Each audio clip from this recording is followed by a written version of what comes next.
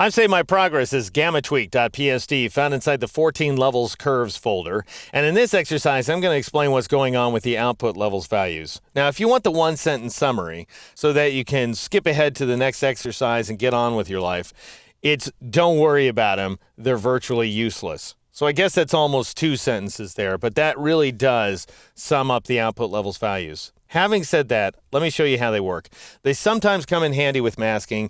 Other times you might find them useful when compositing effects on top of each other and applying special blend modes.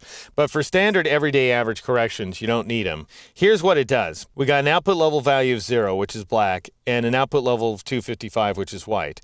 And what you're doing is you're saying the black point here, whatever black point value we've specified, in this case 0, is going to be mapped to 0. So in other words, black becomes black.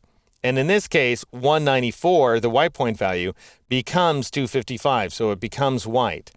But let's say you'd rather map black to something much lighter. For example, I'll set the output levels value to 90. Now I'm saying whatever was black before now becomes 90. Problem is, with this approach, you have nothing beyond 90. So 90 becomes your darkest color, and after that, you got nothing. So if I bring up the histogram panel, sure enough, we just eliminated our shadow detail. And the same thing goes for the white point value here. If I take it down to, let's say, an even value of 200, then I'm mapping 194 to 200, which means that I'm getting rid of a bunch of highlights inside of my image. And we end up with this very dimmed image in the background, extremely low contrast.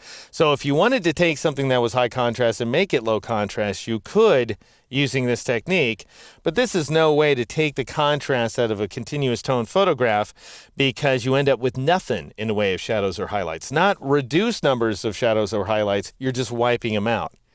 Now, where this could become useful in the old days, you could use output levels value in order to dim an image.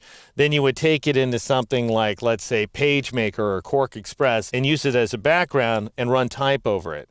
Very common design technique, actually. However, these days, there's better ways to work. You could take the image into InDesign or Illustrator, for example, and reduce its opacity and get a very similar effect. So, for example, if I were to reduce the opacity of this image inside of InDesign to something pretty low, let's say 30%, I would get an effect that's analogous to this, which might serve as a perfect background for some body copy. Anyway, in our case, now that you understand how they work, we may see practical applications of output levels in future chapters, but for now, go ahead and leave your output levels set to 0 and 255 respectively.